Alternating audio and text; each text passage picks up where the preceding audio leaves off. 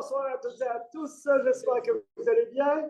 Alors, bienvenue à notre mercredi d'histoire à Haute-Saint-Charles qui va traiter de l'histoire de la côte Sainte-Geneviève.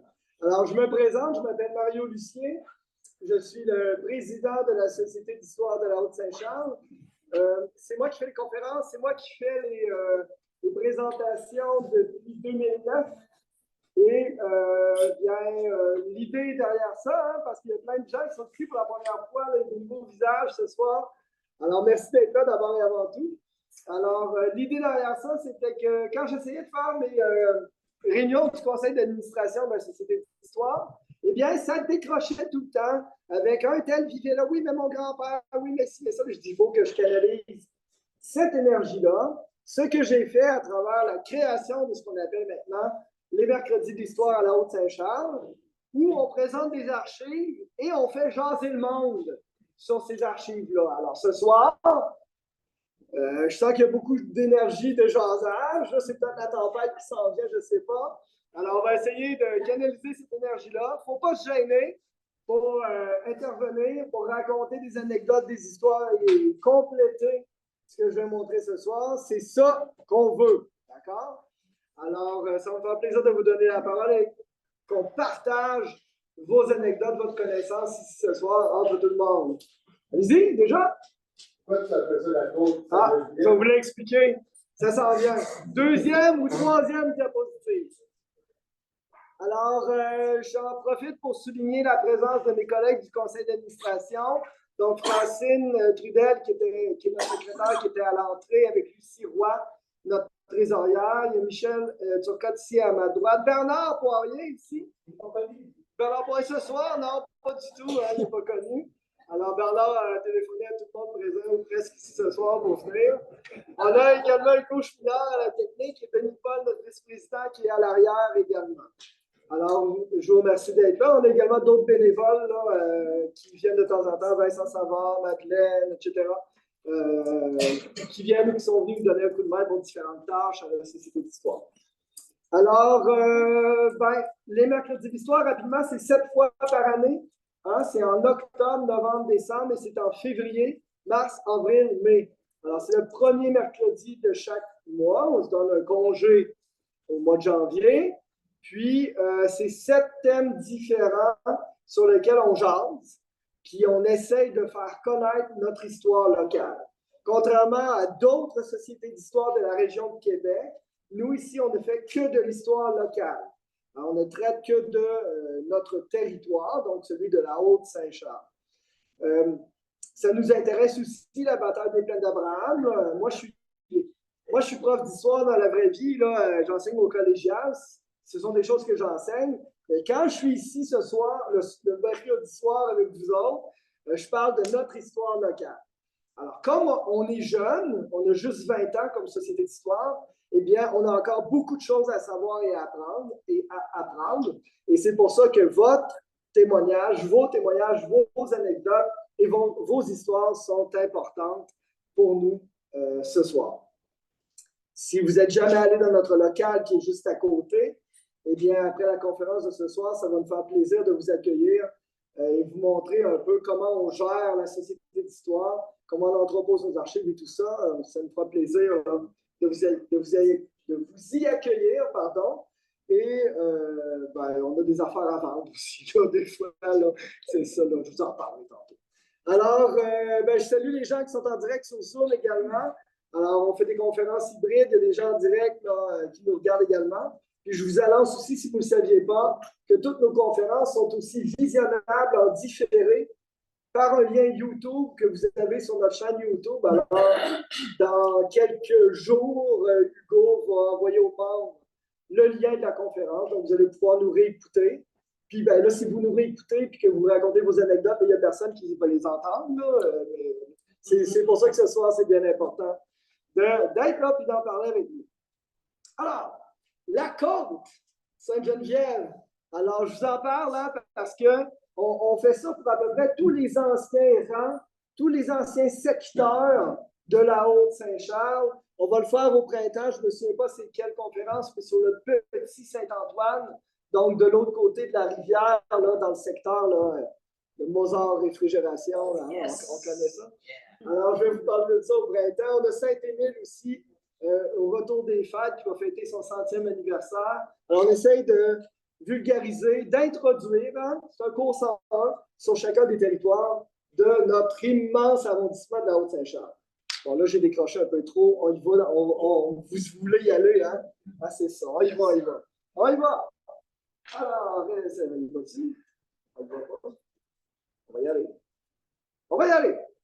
Alors, la seigneurie, d'abord et avant tout, en fait, la Sainte-Geneviève est un secteur d'une seigneurie plus grande. Donc, c'est dans la seigneurie Saint-Gabriel, c'est le nom de la seigneurie, qu'on retrouve la côte Sainte-Geneviève. Je viens dans un instant. Située complètement à l'ouest de la seigneurie, la côte se termine à la ligne seigneuriale entre les seigneuries Saint-Gabriel et Godarville. Essentiellement, c'est la route de l'aéroport aujourd'hui. Hein? Ça ne s'appelle plus comme ça. Hein? Oui, ça s'appelle comme ça. Je pense encore d'un vieux nom. Comme j'ai du côté est, elle voisine Saint-Claude. Et au sud, on retrouve la côte Saint-Jean-Baptiste.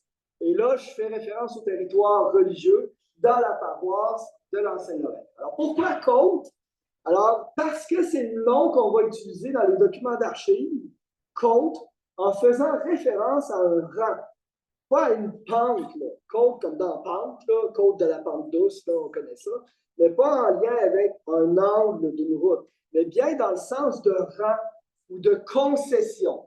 Alors, on va voir ce vocabulaire-là, on va voir le vocabulaire de côte dans les pièces d'archives que je vais vous montrer ce soir, et c'est pour ça que j'ai fait exprès pour utiliser le mot côte. Parce que Sainte-Geneviève, c'est loin d'être une côte. Là. On s'entend là-dessus. Là, hein? C'est plat. Hein? OK. Alors, on est donc dans un territoire seigneurial. Alors, les premières concessions de terre. Évidemment, quand on est dans un territoire seigneurial, on a des seigneurs et ils concèdent des terres à des censitaires qui s'y établissent et qui exploitent le territoire en payant des rentes seigneuriales. Un peu comme aujourd'hui, on paye des taxes foncières, puis tout ça. C'est le même concept, inspiré de la féodalité du Moyen-Âge, là, depuis l'an 1000, depuis les Vikings ont envahi l'Europe. Alors, les premières concessions de terre dans la côte Sainte-Geneviève se font en 1738, le 4 avril ici, ce qui est relativement tard par rapport à celle se trouvant au cœur de la zone seigneuriale du Sault-Saint-Charles. J'ai utilisé l'expression Sault-Saint-Charles. Aujourd'hui, on dirait la chute Kabir-Kuba. On a dit entre les deux la chute de Lorette. D'accord? Donc, c'est des noms que l'on donne dans le temps à cette chute de 28 mètres de haut que l'on connaît là, pas très loin d'ici. Alors, donc, il faut imaginer le milieu d'un territoire dans la seigneurie, d'un cœur. Il y en aura deux autres des cœurs. L'ancienne Lorette est un cœur, la chute est un cœur, et on va avoir beaucoup plus tard Valcartier, qui va être un cœur d'une troisième zone seigneuriale. Donc, le cœur du Sault-Saint-Charles, on concède depuis à peu près 1670. Donc, en 1738, c'est 70 ans plus tard ou à peu près.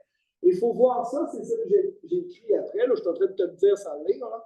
On voit ça prendre de l'expansion territorialement parlant, comme des plures d'oignons. Donc, on s'éloigne de plus en plus, nord, sud, est, ouest, autour de ce cœur-là. Et c'est pour ça que Sainte-Geneviève, qui est en périphérie, complètement à l'ouest du territoire, va voir les terres concédées 70 ans plus tard. D'accord? C'est ça aussi qu'il y a une population qui grandit. Autour de 1700, les femmes fertiles ont en moyenne entre 6 et 7 enfants vers 1700. Et il y a besoin de place pour loger ces gens-là. Et c'est pour ça qu'on a besoin de concéder davantage. Donc, le 14 avril 1738, les pères jésuites, qui sont les seigneurs, concèdent des terres à qui? À Guillaume Salardo fils, à Pierre Savard, à Joseph Alain, à Jacques Bouin, dit Dufresne, et à Pierre Bouin, dit Dufresne. Ces noms-là, ce sont les 5 pionniers de Sainte-Geneviève. Donc, ce sont les 5 premiers censitaires de la côte Sainte-Geneviève. Il y en aura d'autres après, mais pas beaucoup. D'accord? Parce qu'il n'y a pas beaucoup d'espace, il n'y a pas beaucoup de terre sur le rang, la route, le boulevard, nommez-le comme vous voulez. Sainte-Geneviève, boulevard, voilà. Ça fait dans l'anachronisme. Oui, oui. Alors, ben, voilà, ça c'est 1738. C'est là qu'on concède. Oui, allez. Non, non, non, non. La côte Sainte-Geneviève débute après Saint-Claude. Le bout de Saint-Claude, c'est à peu près où passe Henri IV aujourd'hui. Et le dernier de Saint-Claude, au début du 18e siècle, donc des années 1700, c'est Guillaume Falardeau. Père. Là, on a fils.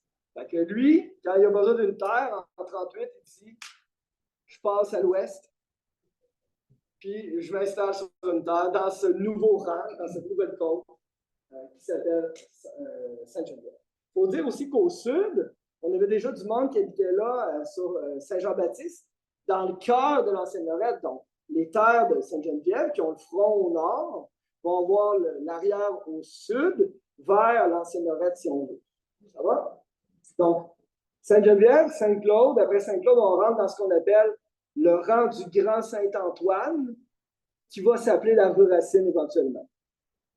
Ça va? Donc, puis là, ben, la rue Racine, là, c'est les années 1670. C'est beaucoup plus ancien. Alors, on a un extrait ici de l'acte de concession de Jacques Douin dit Dufresne. Alors, tous ensemble. S'il vous plaît. Alors, je vais faire un peu la lecture, je me suis pratiqué.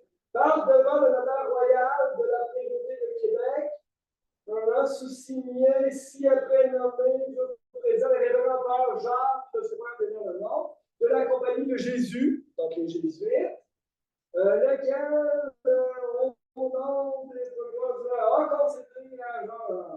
Donc, il explique la concession de la terre. Tous les actes de concession, ou à peu près, disent la même affaire. Hein? En quelle année, à quelle date je te concède, c'est qui tes voisins, comment est alignée ta terre, elle a combien d'arpents de fond, combien d'arpents de profondeur, puis ben, combien tu vas payer par année. Le 11 novembre, à la Saint-Martin d'automne, ou à la Saint-Martin d'hiver, on l'appelle comme ça des fois, de rente seigneuriale en nature ou en argent sonnant. Hein? Combien de chapons vifs tu vas donner à ton seigneur, ou combien de sol tu vas donner à ton seigneur pour le payer. Alors, essentiellement, c'est ce qu'on dit. Dans cette concession-là, ici, on le mentionne, je ne sais pas si vous voyez bien à l'arrière, mais ici, là, hein, dans la côte Sainte-Geneviève, on l'indique ici côte, je ne sais pas si vous voyez bien les mots, là, côte Sainte-Geneviève. Dans la seigneurie Sainte-Geneviève, c'est drôle parce que dans le formulaire de concession, on laisse du trou parce qu'on concède le 4 avril 1738 aux 5 premiers. On ne savait pas trop encore qui allait être les voisins. Fait qu'on laisse des trous pour rajouter le nom. C'est ça. C'est drôle quand même. Un petit peu. C'est un petit peu drôle. Ouais. Donc, les notaires ont peut-être des secrétaires là, qui rédigeaient là, les formulaires d'actes de concession. Puis, ben, voilà. Aujourd'hui, on ferait copier-coller. C'est ça. On semblait parce qu'on sait que normalement, les Jésuites donnaient des concessions et qu'il n'y avait pas de contrôle en plus. Bon, les Jésuites avaient la fâcheuse habitude, peut-être d'autres aussi, mais je connais particulièrement les concessions jésuites, de faire ce qu'on appelle des concessions verbales. Quand on fait une concession verbale, c'est qu'on dit je te permets de t'établir à cet endroit-là, puis ben, à un moment donné, on te fera un contrat. Hein? Quand on fait le contrat, c'est parce que tu as besoin de vendre, que tu meurs ou que tu as besoin de donner un héritage à ta terre. Là, on fait le contrat, on l'indique dedans. Concession faite sur concession verbale il y a environ 10 ans auparavant. Ici, on ne le fait pas, on ne l'indique pas, mais il y a un petit indice dans l'acte qui nous dit que peut-être il y a eu une concession verbale antérieure, parce qu'on indique que le censitaire qui se fait concéder connaît bien la terre depuis un certain temps. C'est ça. Comme on concède le 4 avril, je ne sais pas si toi, tu es déjà allé dans une terre pas défrichée, pas de chemin le 4 avril, ça peut être, a priori, bien désagréable. D'accord? Alors, s'il la connaît déjà, c'est probablement de l'automne précédent minimalement. On s'entend? Oui, c'est bon. En tout cas, moi, j'ai passé de même. C'est bon. Il fallait qu'ils fassent leur mur. Oui, c'est ça. Il y avait plein de choses à penser. Là. La première étape, c'est de rendre ça là, cultivable à court terme, là, puis de faire une cabane, couper des arbres, puis la cabane deviendra la chaîne quand on aura le temps de construire la maison, puis tout ça, là, blablabla. Bon. Là, ça, je te parle des pionniers, mais les pionniers vont se retrouver au sud du chemin. D'accord? Parce qu'au nord, on ne concède pas de terre. Les Jésuites vont réserver, en fait, le nord du chemin, le nord du rang Saint-Claude, du chemin qu'on utilise encore aujourd'hui, pour faire une concession qu'on appelle celle des 40 arpents. Alors, c'est le 7 mars 1742 que les seigneurs jésuites concèdent une terre dans la côte Sainte-Geneviève au Huron. Alors, cette terre se trouve au nord de l'actuelle route et forme un carré de 40 arpents de côté. Alors, les arpents, là, tu le sais probablement plus que moi, là, mais c'est une mesure de longueur, mais c'est aussi une mesure de superficie. Hein? Puis on ne dit pas tout le temps arpent carré ou arpent pas carré. Alors, 40 arpents de côté pour une superficie de 1600 arpents carrés. Hein? 40 fois 40. C'est ça. C'est en 1904 que cette, là, j'ai mis des guillemets, réserve des 40 arpents sera vendue et qu'après ça, des lots ils seront vendus pour constituer le sud du territoire actuel de Val-Bélair. Donc, dans le lot 270, merci beaucoup, du cadastre de la paroisse Saint-Ambroise de la Générette, ce gros lot de 1600 arpents carrés qui porte le numéro 270, ben, il va être subdivisé par la suite en d'innombrables sections qui vont être là, éventuellement habitées par des gens là, à travers là, la rue Amiral, etc., là, sur Sainte-Geneviève, à travers les rues aussi qu'on connaît aujourd'hui, là, dans les A, comme les gens de Val-Bélair parlent, là, à Ladan et à Louette, Ada, aidez-moi quelqu'un, ouais, c'est ça, tout c'est dans les A. Oui? Question, en fait, tu dois y répondre plus tard. Ça va? Les 40 arpents étaient utilisés pour quoi? La chasse? Écoutez, c'est une excellente question. Pourquoi cette concession-là spécifiquement? Là? J'ai revisité, en préparant ma conférence, cet immense ouvrage superbe que j'ai lu avec toi qui s'appelle Mon oncle Jules, qui a été écrit par Jocelyn Sioui, qui raconte l'histoire de mon oncle Jules Sioui. Puis on l'avait acheté, ma conjointe et moi, parce que j'ai un Jules dans ma famille, en l'occurrence mon fils. Puis on trouvait ça le fun, puis on l'a lu, on l'a dévoré. Puis ben, on raconte le début de la vie de mon oncle Jules dans les 40 arpents. Puis, ben, le reste de l'histoire est aussi passionnant, mais le départ pour ce qui nous intéresse ce soir est particulièrement intéressant, où il vivait là. En tout cas, j'oserais quasiment dire, pour eux autres, là, ils survivaient plus que de. En 1906, il est né, mon oncle Jules. La maison dans laquelle ils habitaient avec leurs parents va brûler. Il y en a qui disent que c'est à cause d'un incendie qui a été causé par un des frères à son. Je ne sais plus trop qui, là, je me mêle d'un nom. Là. En tout cas, puis ou d'autres qui disent que la maison aurait été perdue par le père de Jules Sioui. Puis là, après ça, ils vont déménager à Val-Saint-Michel, au nord des 40 arpents. Puis ils vont. Et puis là, ce bout-là est épouvantable. Il raconte qu'ils vont aller habiter dans une maison dans laquelle il faisait tellement froid, une maison pas terminée en pierre, pas isolée, que des fois, le matin, il se réveillait, puis sa couverture avait pogné dans la glace, sur le mur qui sointait de la glace, puis il était pris comme dans une tôle glacée, là, mais c'était ses couvertes, là, tout ça. Alors donc, les premières années de Jules Sioui, ben, c'est dans les 40 arpents. Mais ce n'est pas ma spécialité, là, pour être honnête, mais ça nous colore bien, en fait, la vie au début du 20e siècle des familles huronnes qui vivaient dans le 40 arpents. On parle aussi, là, je ne l'ai pas apporté, mais il y a, peut-être après François pourra compléter, il Mais il y a le sociologue Léon Gérin qui a raconté, en fait, une étude sociologique qu'il a fait en 1897, je me souviens bien, sur le territoire. Il avait questionné des gens, puis tout ça. Entre autres, un personnage dont j'oublie le nom, qui, lui, avait perdu un bras en sautant du train qui passe. Joseph. Possiblement, vous avez peut-être raison, je ne suis pas certain, mais en tout cas.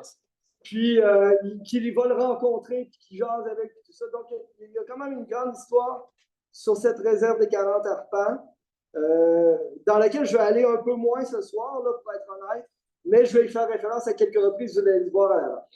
Alors, donc, après la vente, les gens vont quitter le territoire puis venir rejoindre le reste de la communauté ici à Wendake. François, tu voulais compléter? Essentiellement, au départ, il y a des chefs qui ont eu certaines zones là, dans le 40 arpents. Je sais que dans certains textes par là, je ne sais pas si c'est ça à partir de quelles années, mais tu sais, le gros gibier, il y en avait vu bien dans le coin de Loretteville. J'avais pris des textes les dernières semaines. Ça a beaucoup été utilisé pour le bois. Puis, comme à l'interne, il y avait un petit peu de chicane à savoir qu'est-ce qu'on faisait avec les ressources. Est-ce qu'on pouvait aller vivre dedans ou pas? Éventuellement, il y en a qui sont allés vivre dedans, mais pendant longtemps, c'était du défrichement et des ressources qui ont été utilisées. Dans les 1800, c'est là qu'il y en a qui sont allés vraiment s'installer dans le 40 arpents, se bâtir des maisons, en même temps qu'il y en a d'autres qui continuaient à aller chercher du bois. C'était beaucoup du bois. Là, Puis l'histoire de Jules, qui est intéressant, c'est que ça se passe après la vente des 40 arpents. Juste après, ils vont être en 1906. Ils sont restés dans le 40 arpents, qui ont gardé leur terre, qui sont allés les rechercher. Puis c'était d'où l'histoire de Jules Sioui et sa maison de passer. Ouais, c'est ça. En tout cas, vous lirez ça si vous ne l'avez pas lu, c'est disponible à la librairie Anne Norac, entre autres, là, ici, pas très loin. Alors voilà, il ne faut pas se gêner pour les questions, les commentaires, je l'ai dit. Alors, on a ici un extrait de l'acte de concession au Huron, donc du territoire des 40 arpents. Alors, encore une fois, par devant la notaire royale de la Primauté de Québec, etc. Puis, ben, on concède ce territoire-là, donc formé de 4 lignes carrées droites, à l'intérieur de laquelle ben, ils vont pouvoir exploiter le territoire en parallèle de la vie plus organisée, là, avec des maisons, tout ça qui se faisait ici de l'autre côté de la chute. Quelle est la date? La date de la concession? de la 1742. Donc, on est 4 ans après les premières terres des pionniers au sud du chemin. 38, 42. Qui c'est qui signait pour eux autres? Il y avait des notaires. C'était des notaires sur celle-là. Non, mais les Hurons. Il y avait un chef ou un... Là, je ne suis pas allé au bout, là, honnêtement, pour aller voir qui signait. Mais... Oui. Il y a plusieurs noms, là, ça ne me vient pas à l'esprit, là, mais c'est ça. Au départ, surtout les Jésuites qui concédaient. Oui, c'est les Jésuites qui concédaient, là, parce qu'eux, ils étaient les seigneurs du territoire, donc ils concédaient la terre. Puis, ben, eux autres, il y avait des greffiers, des notaires qui travaillaient pour eux, qui rédigeaient les documents. Puis, ben, il n'y avait pas grand monde qui signait, là, à cette époque-là, là, le monde, en général, ne savait pas lire mes écrits. Voilà. Alors, en 1744, donc, on est 6 ans après 38, donc après les concessions, on va constater que dans les archives nationales, on va retrouver une requête pour un chemin. La requête de Joseph Pajot, père et fils, Charles Bédard, père et fils, habitant de la Côte-Sainte-Geneviève, Saint-Gabriel, représentants qui n'ont aucun chemin de sortie pour les conduire au chemin du roi. Le chemin du roi, c'était pour arriver ici, ultimement, là, ben là, pas ici encore, mais ultimement à Charlebourg à l'église. Là. Je ne sais pas si tu le sais, mais c'était monté à l'église à Charlebourg. Hein? Ou l'ancienne Lorette. Ou à l'ancienne Lorette. Vous pouvez aller à l'ancienne Lorette aussi parfois.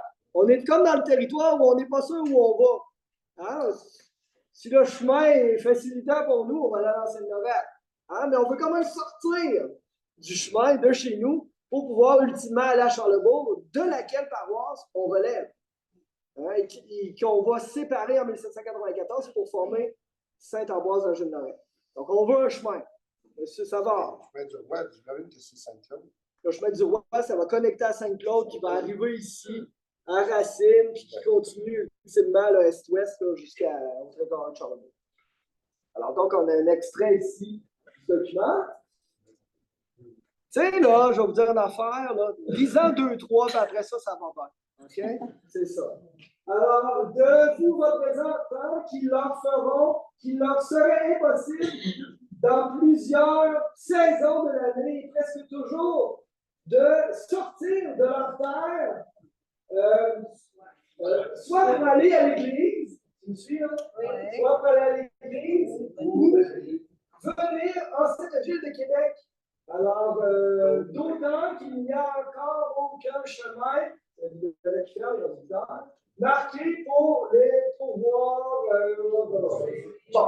Alors, essentiellement, ce qu'on dit, c'est qu'on veut un chemin pour aller à l'église, pour se rendre à Québec. Ça fait 6 ans qu'on habite là, aidez-nous quelqu'un. C'est ça qu'ils disent. Et ça, c'est drôle. Tantôt, je t'ai dit, le monde ne savait pas lire. C'est écrit, mais là, je ne t'ai pas tout mis, mais à la fin de cet acte-là, c'est signé Pajot. P-A-G-E-O-T. Pajot, il savait écrire son nom. Alors, la réponse, quelques jours plus tard, on reçoit une réponse d'un procès verbal de Jean Eustache de Boisfrère qui marque, trace et règle le grand chemin royal de la Côte Sainte-Geneviève, la Seigneurie de Saint-Gabriel, à prendre à la ligne de la dite tunnel Saint-Gabriel et celle de Goderville, au l'aéroport, jusqu'au pont de la rivière Saint-Charles, près de l'église de la Nouvelle-Lorette, donc la chapelle. Donc, et ce chemin-là va avoir 24 pieds de largeur. D'accord? C'est ça. Donc, il dit qu'il va le tracer, puis après ça, ben, c'est les censitaires qui vont avoir la job probablement de le faire. Là, on s'entend là-dessus. Oui? Quand ils demandent d'avoir un chemin, parce qu'ils n'ont pas accès, il y a au moins des sentiers. Probablement qu'il y a des sentiers. On a déjà un sentier sur cette ville-là. Ils vont juste Exact. Probablement qu'ils peuvent y aller à pied déjà. Ils ont tapé ça dans le bois, ils ont coupé des arbres déjà, mais là, ils ne peuvent pas sortir avec les charrettes et tout ça. Puis là, ils veulent être capables de sortir. On est à peu près à l'époque où on fait la même chose, par exemple, dans Saint-Jacques, où je pense que c'est en 1938 où là, on fait une requête pour tracer un chemin pour sortir. Donc, on veut sortir de la misère. C'est une blague ici. On veut sortir de la misère un peu. Hein? Saint-Jacques dit de la misère. Tu me suis-tu? On est à jour, tout le monde? Alors, notre territoire ici, en 1754, on a une carte de la Seigneurie Saint-Gabriel qui est tracée en 1754. Alors, je t'ai surligné en rouge certains secteurs, tu vas te reconnaître. Alors, ici, là, j'ai entouré la chute, et, le croisement, là, où la chapelle, la chute, où le grand Saint-Antoine, le petit Saint-Antoine, le boulevard Bastien, aujourd'hui la Racine, qui se croise. On a la rivière Saint-Charles qui coule ici. C'est bon? OK? On a la rivière Saint-Charles. Donc, si on prend le chemin ici, ça serait la rue Racine. Puis là, ben là, quelque part ici, là, on a indiqué la longue queue. Donc, la longue queue, c'est le nom du rang de la corde que l'on donne à Saint-Claude. Saint-Claude, on appelle ça la longue queue ou la grande queue. Mais on va pas mal à l'air. OK? On a ici l'ornière avec les terres qui deviennent en angle, comme ça, en montant vers le nord pour retrouver la ligne de Saint-Claude. On le voit encore très bien. Si tu vas regarder sur Google Maps, tu le vois encore très bien. Puis, bien, on a ici Côte-Sainte-Geneviève. Donc, tu as les terres ici au sud dont je viens de te parler. Donc, les 5 premiers pionniers là, que j'ai mentionnés tout à l'heure. Ce sont plus que ça, tu le constates probablement. Donc, 1, 2, 3, 4, 5, on y verra. Au nord du chemin, tu as la terre des Hurons. Donc, ça, c'est le 40 arpents, en 1742. Donc, on a le bout des terres de Saint-Claude. Ici, on a le début des terres de Sainte-Geneviève, avec au sud des terres de l'Ornière, puis tous les autres territoires. J'ai évoqué tout à l'heure Saint-Jean-Baptiste, qui s'en va vers l'ancienne Lorraine. Donc, ça, c'est un extrait de la carte de 1754 de la Seigneurie Saint-Gabriel. Donc, dans le cap, on va le cap passe à peu près ici. Ah, ok. Quand je vais revenir là-dessus en cap. Je vais aller en dessous dans le cap plutôt. Là. C'est ça, Oui, C'est qui l'auteur de cette carte? c'est Ignace Plamondon. Gédéon de Catalogne, c'est en 1709. Ignace Plamondon, là, je vais peut-être me tromper, là, mais il y a un lien de parenté par sa fille ou sa petite-fille, je ne suis plus trop certain, avec Henry O'Sullivan, qui était arpenteur également. Donc, c'est les O'Sullivan, ils ont un caveau là, dans le cimetière ici, là, en face. Ouais, c'est le collège aussi, hein? Oui, c'est ça. Tu connais le collège, oui? Pardon? Oui, ici, qui traverse en biais, c'est le ruisseau Sainte-Barbe. Et de l'autre côté, ici, ça, c'est le ruisseau Gauvin. Là. Donc, ça, c'est le ruisseau. C'est quoi son nom? Je pense que Le ruisseau Païco. il est écrit le ruisseau Gauvin, je pense. Il part à droite. Ruisseau Païco, ça. Donc, le ruisseau Païco. Puis, il traverse jamais l'Ornière, il passe à côté de chez nous, c'est le service que je reste, en dessous de la rue. Puis, ça, c'est le ruisseau Sainte-Barbe, qui traverse en diagonale les terres de l'Ornière. Et qui arrive à la rue Sainte-Barbe en bas. T'as aussi un petit ruisseau pendant le CFP de Châtel. C'est le ruisseau. Enfin, il y en a plusieurs. Oh, Ouais, c'est ça. Et là, je sais pas. Oui. La ligne qu'on voit là, en haut de Côte-Sainte-Geneviève, Si? ça, c'est le rang Ça, c'est Sainte-Geneviève. la route. C'est la rue. OK. Ça, c'est la rue Sainte-Geneviève ici. Donc, entre les terres concédées, au pionnier et la terre des Hurons au nord. OK. Ça va. Donc, les Jésuites, comme tous les seigneurs, devaient faire régulièrement et les déposer aux autorités coloniales un document qu'on appelle l'aveu et dénombrement. L'aveu et dénombrement, c'est de nommer, c'est prendre une photo de la réalité du territoire, hein, avec un drone,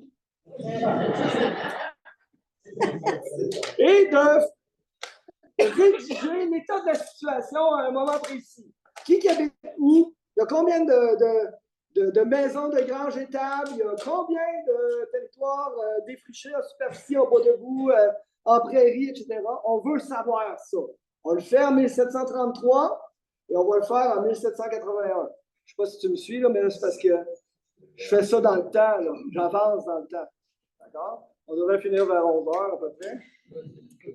Alors ici, on a la rue des Nombreux, c'est le document 1781 où on voit ici, c'est écrit Compte et route Sainte-Geneviève. Donc, on a le nom des propriétaires, des censitaires, parce qu'on est encore dans le régime seigneurial. Le régime seigneurial va n'être aboli que par une loi du Parlement du Canada uni du 21 décembre 1854.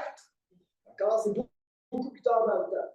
Donc, on a les gens ici, représentants de Joseph Collet, Charles Bédard, veuve Charles Bédard, Charles Savard, Joseph Martel, Charles Darvaux, Jean Savard, Charles Pajot, Pierre Falardeau, Joseph Lheureux, Pierre Martel, Jean Bédard et Joseph Falardeau, veuve Falardeau. Bon, alors ça, c'est le monde qui vit en Sainte-Geneviève. Puis, ben, on a en haut le tableau, là, ce tableau Excel. Alors, en front, on a généralement 3 enfants de front, 2, 25 de profondeur. On a la superficie ici. Ensuite, on a le nombre d'arpents en culture.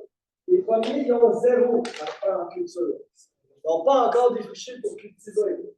Ensuite, ici, en prairie. Ici, on a un petit peu, on commence. En bois debout. On a 75 arpents en bois debout. 3 en 25, 75 en superficie, 75 en bois debout. Donc, en 1781, 50 ans ou à peu près après les premières concessions, on avait encore 1, 2, 3, 4 terres qui n'étaient pas du tout défrichées. Ça ne veut pas dire qu'elles n'appartenaient pas à quelqu'un, mais elles étaient encore en bois debout. Après ça, on a 37, 46, 46, 38, 6 en bois debout. On a cultivé. 35, 32, 43, 50. Alors, est-ce qu'il y a un moulin banal? Non. Est-ce qu'il y a des maisons ici? Les 4 premières n'ont pas de maison. Après ça, tu as une maison sur chaque lot. Après ça, tu as une grange sur chaque lot de maison. Est-ce qu'il y a le domaine des Jésuites? Non, etc. Puis après ça, on mentionne combien qu'on paye annuellement. En argent, peut-être en chapon. Tu vois ici, la colonne, c'est en chapon. C'est en En poulet, essentiellement. Alors voilà. Alors ça, c'est un document qui prend une photo de la réalité en 1781. Les Britanniques qui venaient de conquérir le territoire, ils voulaient savoir c'était quoi la réalité, là. Hein? C'est pour ça qu'ils ont dit à toutes les seigneuries, faites-nous un aveu et dénombrement. D'accord? Alors, c'est une belle trace pour nous aujourd'hui. Alors, Denis, après monsieur, oui, Denis. Il dit juste qui est le censitaire. Généralement, le bonhomme, sinon la veuve du bonhomme, qui s'appelle veuve Pierre Falardeau. Elle n'a pas de nom. Monsieur? Par exemple, là, la première terre, c'est 4 sols en argent. Donc, c'est pas grand-chose qui est ajouté à un 3 chapeaux pour une terre de 75 enfants superficie par année. Trop poulet. Vif. Vivant. Ben oui, parce que là, c'est toujours le 11 novembre. Ben, quand tout le monde arrivait avec 3, avec 120 poulets, là, vraiment le congélateur. Fait qu'il n'y a pas de loups vivants, on va en tuer à mesure, comme le besoin. C'est ça. Oui, il y avait Francine derrière. 1733, 1780, est-ce que c'est la même chose pour toutes les seigneuries? À peu près entre 1723 et 1733, il y a un premier aveu de dénombrement, et à peu près autour de 1780, partout sur le territoire, il y a un aveu de dénombrement. Donc, on voulait prendre un portrait général du territoire. Oui. En parlant des poulets, des fois, dans les sacs, on voyait coques d'Inde. Oui, des coques d'Inde. C'était des dindes. Des coques d'Inde, là. Je ne sais pas si on élevait, mais on voit ça des fois aussi. Des coques d'Inde. On a enlevé le coq, puis l'apostrophe. Ça donnait d'Inde. En Nouvelle-Angleterre, il était mêlé, il appelle ça turkey.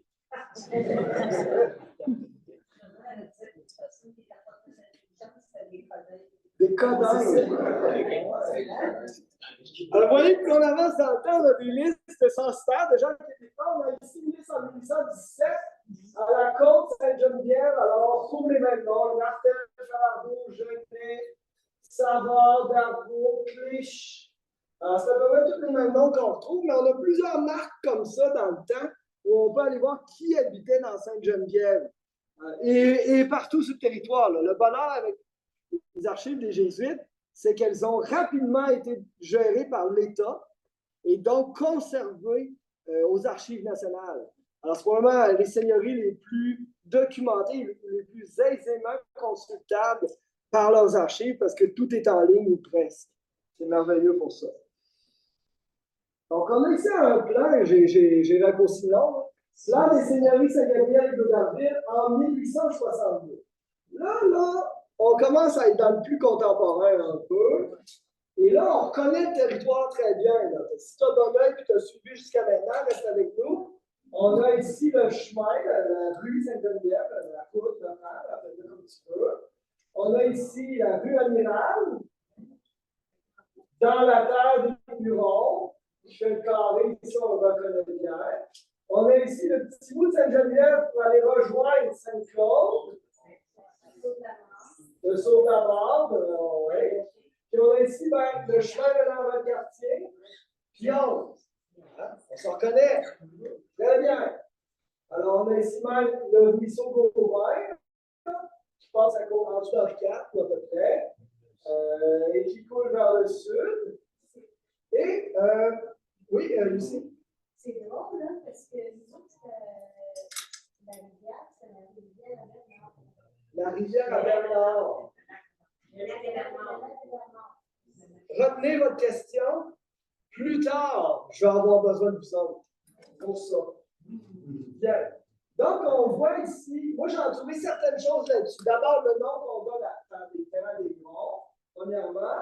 Deuxième chose que j'ai trouvé en rouge, c'est qu'au bout ici, on a des censitaires dans les terres de Sainte-Geneviève, donc François Hamel et Charles Poulain, je crois bien. Puis de l'autre côté, c'est un drolet, et lui, il est dans Godarville. Il est de l'autre bord de la ligne.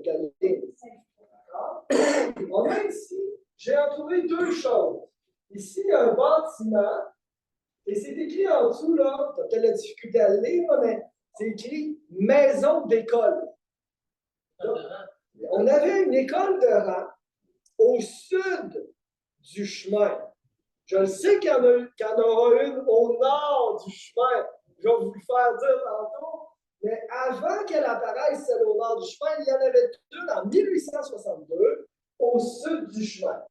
Ça, si je me souviens bien, pour ceux qui connaissent les numéros de lot du territoire, c'est le lot 262 du cadastre de la paroisse Sainte-Ambroise de la Jeune-Lorette.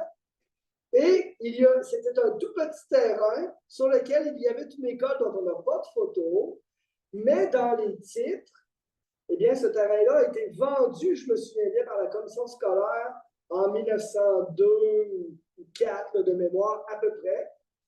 Et c'était un tout petit lot, je ne sais pas si. Récemment, on a démoli un bungalow, là. On a construit. Bon, ben, c'est à peu près là. C'est ça. Hein? Vous savez de quoi je parlais tout de suite. Hein? Alors, c'était à peu près là la maison d'école. Première chose à remarquer. Deuxième chose que j'ai retrouvée ici, une croix de chemin. On a ici une croix de chemin, on a indiqué ça sur les vieux plans, sur les vieilles cartes. Donc, au sud du rang, au sud du chemin, il y avait à peu près au milieu une croix de chemin, quelque part, peut-être en face de. Peut-être en face de la petite école. Entre l'école et la bonté. Entre l'école et la bonté. Alors, au sud. Oui, c'est ça. Alors, donc, on la voit sur ce plan-là. Donc, c'est des repères dans le temps qu'on est capable de situer. Donc, ces trois choses-là sur ce plan-là, 1862, super intéressant à voir. Tu sais, au départ, quand je dis que je vais faire une conférence sur Sainte-Geneviève, je me suis dit, qu'est-ce que je vais dire? Et là, j'ai 50 diapositives, puis la salle est pleine, puis j'ai vraiment beaucoup plus de choses à dire que je pensais. On a le temps, continuons. On a aussi un plan 1871, c'est essentiellement les terres de Saint-Claude, et ici, on a le croisement qui mène à Sainte-Geneviève. Ici, c'est le ruisseau qui coule, pas le ruisseau, c'est l'ancien chemin de fer. Alors, on va avoir un chemin à lisse de bois, je ne sais pas si tu le savais. Avant le chemin de fer, il va y avoir un chemin sur des rails de bois qui s'appelle le Québec-Gosford Railway, qui va monter là, de Québec jusqu'à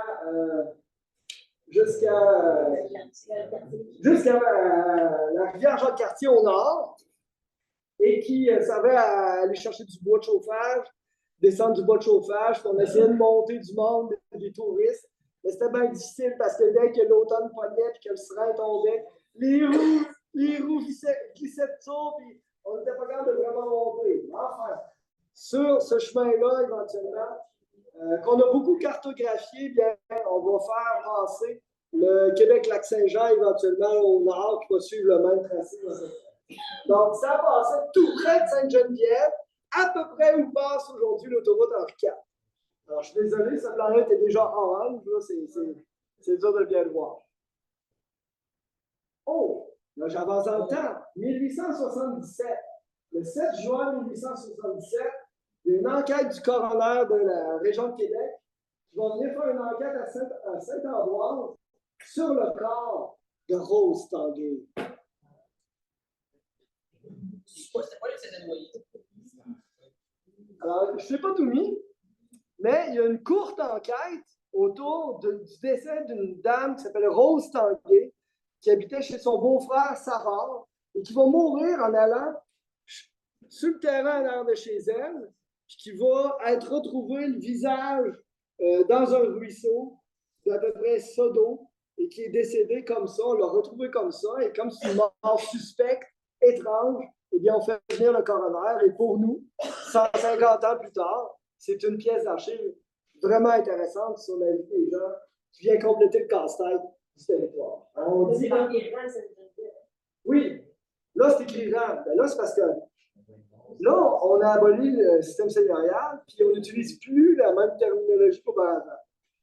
Alors, Rose Tanguay, donc, la dite Rose Tanguay est morte. La dite Rose Tanguay, le 6e jour de juin, en l'année susdite, 1877, dans la paroisse susdite, cette paroisse, en les comtés et districts susdits Québec, a été trouvé noyé dans un vaisseau près de la résidence de Joseph Savard, père, en le rang de Sainte-Geneviève de la dite paroisse.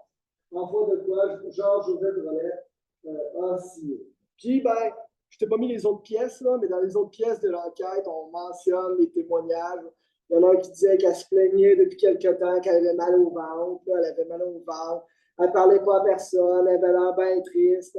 Donc, il enquête là-dessus, mais malgré tout, il conclut, à la suite de l'enquête, sur une mort naturelle. Noyée. C'est pas ils ne savent pas. En tout cas, elle a subi le décès, puis on n'arrive pas pleinement à l'expliquer. Bon, 1877.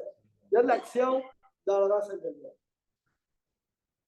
On est rendu au 20e siècle, on s'approche.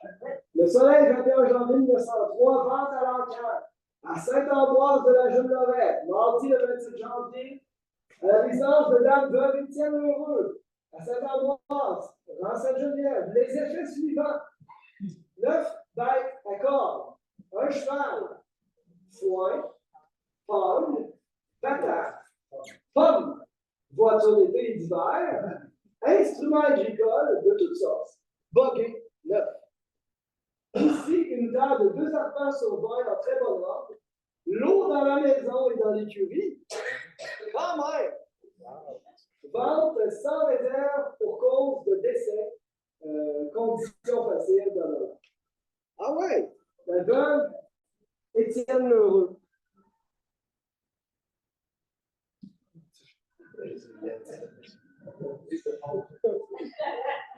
C'est glaçant, ça. Et donc? Ouais, là, elle fait juste à côté de cette maison-là, mais Sur le bord du chemin. c'est la maison des Carreaux. Alors, c'était la maison Étienne Lheureux. Quand on va sur le site du patrimoine de la ville de Québec, alors quand on voit la lignée des propriétaires, on arrive à Étienne Lheureux.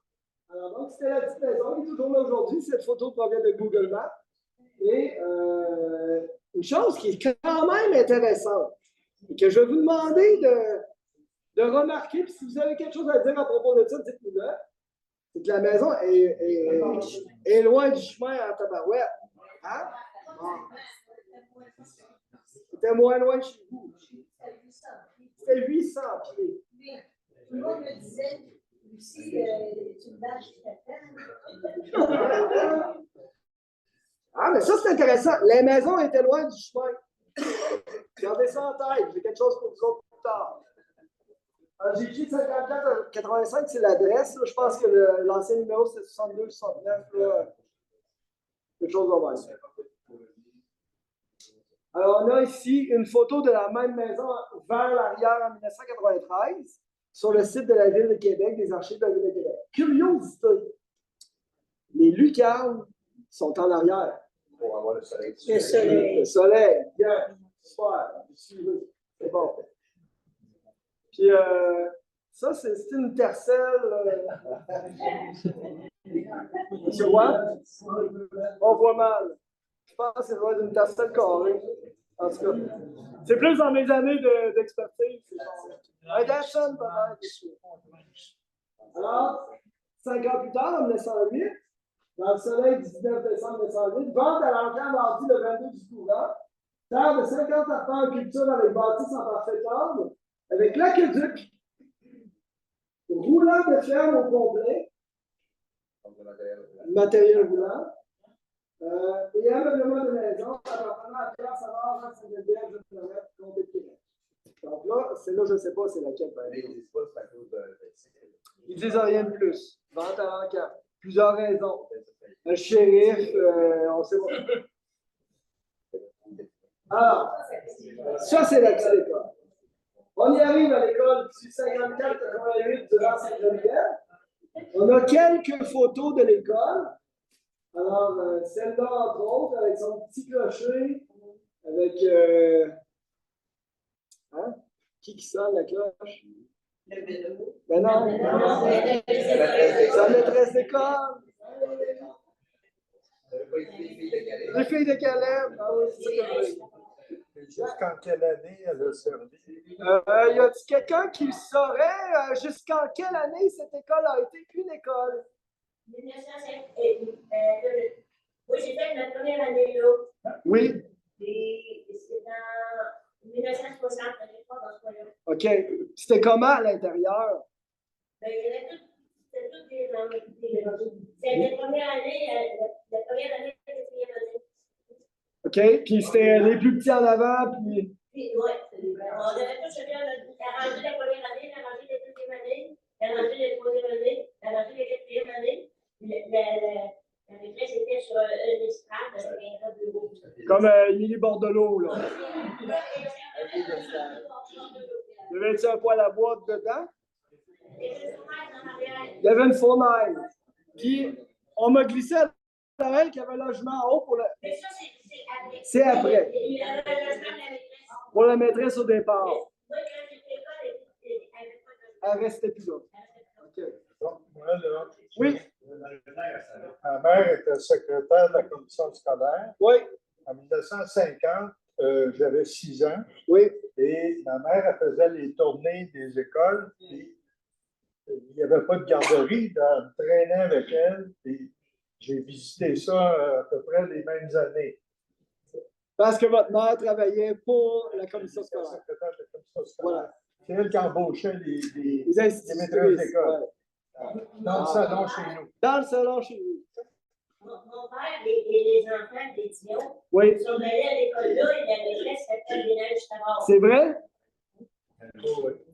Ce serait-tu elle? Ah non, je ne sais pas. Quand je l'ai connue, des neiges, elle avait très, très vieilli. Oui, elle avait vieilli par rapport à la photo qu'on a. Parce que je l'ai soignée à 50 et morte à 53. Non, c'est ça. Alors, Dénage Savard a été institutrice à l'école. Alors, ben, voilà, c'est ça. Avec quelqu'un, on ne sait pas qui, là, la personne qui est avec elle. Je pense que c'est la tante à Madeleine. Oui, c'est ma tante. Dénage était votre tante. Une excellente enseignante. C'est Elle vrai? a eu la gloire de l'école, la médaille Oui. de la gloire de l'école. Et elle était sourde. Elle était Elle sourde. était partiellement sourde. Oui. Oui, mais même jeune, elle était partiellement sourde. Et puis après ça, elle est allée enseigner à Val-Saint-Michel. OK. Puis à un moment donné, à Val-Saint-Michel, ben, il la trouvait trop bien. Elle est allée enseigner à Abercorn, au sud de Mont-Sutton, OK. au pied de Mont-Sutton. Et elle a enseigné encore la première, deuxième, troisième année à des jeunes immigrants. OK. Et puis, elle disait que les petits Suisses et les petits Allemands, là, ils arrivaient toujours premiers à la fin de l'année, même si ça ne savait pas un mot de français au début. Wow. Puis, ses élèves sont venus la visiter très souvent. Ils sont même venus lui montrer leurs enfants à ma tante, qui revenaient à Val-Saint-Michel à chaque été. Elle, quand elle enseignait dans l'école de Sainte-Geneviève, est-ce qu'elle habitait dans le logement haut ou Là, elle je ne était sais pas où elle habitait. OK. Mais elle a marié probablement un de ses voisins, Albert Boutet. Albert Boutet. Oui, L'école. voisin d'école. Un peu comme un villa. Là. Oh, Ouais, c'est ça. Quand même histoire. On la voit ici au centre là, de la photo. Là, la photo est un peu exposée là, quand on la projette. Là, on voit mieux un peu à l'écran.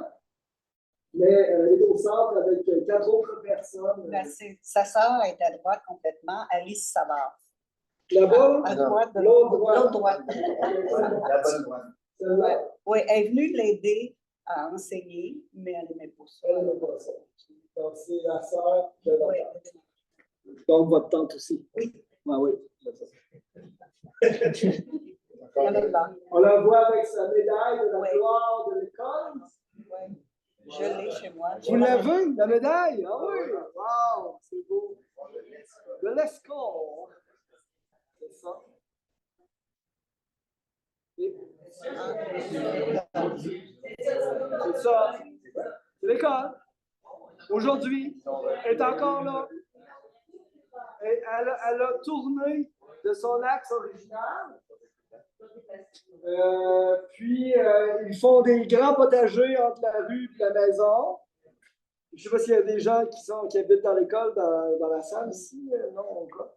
Alors, ben voilà, il est toujours là. Une des dernières écoles de rang du territoire. Là, la dernière, là, on dit la dernière, c'était celle du rang Saint-Jacques là, qui avait brûlé il y a quoi, une vingtaine d'années. Mais celle-là est encore là. Il en reste une sur le quartier. Il en reste une sur le quartier, Denis? Oui. OK, possible. Il y en a une, c'est la montagne ouest. Sur la rue de la Montagne-Ouest? Juste à côté de la base régionale. C'était M. Morin qui était là. OK. On ne l'avait pas montré quand on avait fait Val-de-l'Or. Oui, on l'avait montré au printemps de...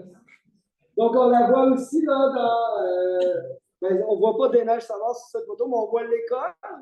Encore cette photo dans une époque un peu plus ancienne, avec plein de monde qui a vraiment de bonne humeur. D'après moi, c'est le début des classes parce que... Ils sont chics, là, ils sont très chics. Ça a l'air d'une visite de l'inspecteur. Ça a l'air d'une visite de l'inspecteur. Là. Ouais. C'est le premier chum d'Émilie Bordelot. Hein, c'est ça? Les a chicanés. Est-ce que vous savez si les enfants portent un habit spécial ou... Oui, l'habit. C'est-tu en lien avec une célébration religieuse ou... C'était comme ça tout le temps. OK, c'est bon. Super. Cette photo. Ben oui, c'est ça. Alors, cette photo provient d'un fonds. Là, je vais dire un nom, vous allez le connaître, d'un fonds qui est le fonds Odina Boutette. Alors, qui est dans la famille. C'est ça. Qui est dans la famille. Dans la famille. On va dire ça. Les petits sont assis sur des chaises. Ben oui, je vais pas remarquer. Parce que madame, ils ont des chaises, des petits, là.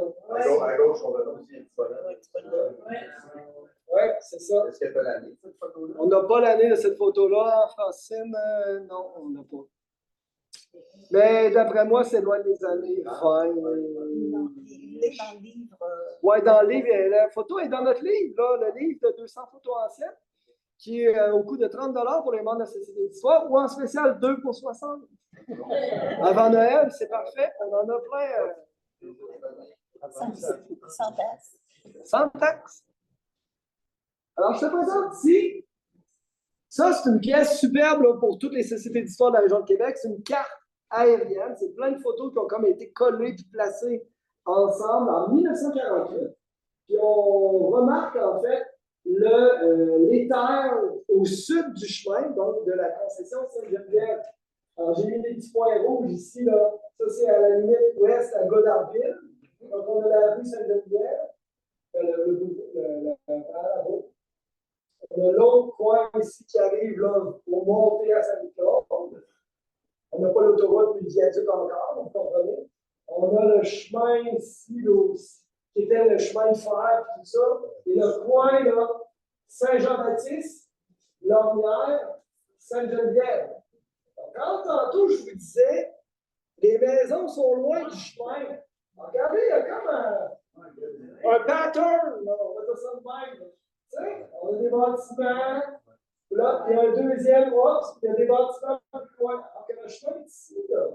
Aujourd'hui, quand on roule sur Sainte-Geneviève, on n'a pas l'impression qu'il y a beaucoup de maisons au loin, en arrière, mais pourtant, cette réalité-là existe, là, d'avoir des maisons reculées du chemin. Est-ce qu'on sait pourquoi? Ce pattern-là. Je n'ai pas de réponse. Je sais qu'à un moment donné, il y en a plusieurs qu'on va prendre, qu'on va amener sur le bord du chemin. C'est ça. Oui. Quand tu sortais pour travailler. Oui, c'est ça. Ben oui. Il était au milieu de la terre. Il était plus proche d'une grande partie de la terre. Probablement qu'il y a un lien avec ça. Ouais. Puis on voit aussi des secteurs boisés, là. Tu sais, tantôt, là, en 1781, il y avait 4 terres qui étaient 75 hectares en bois debout. Mais là, ici, les terres complètement en bois debout, il n'y en a pas. Hein? Ça a été défriché. Puis ben, il reste des bosquets, là, un peu partout. Peut-être pour des énoblières, peut-être pour du bois de chauffage, etc.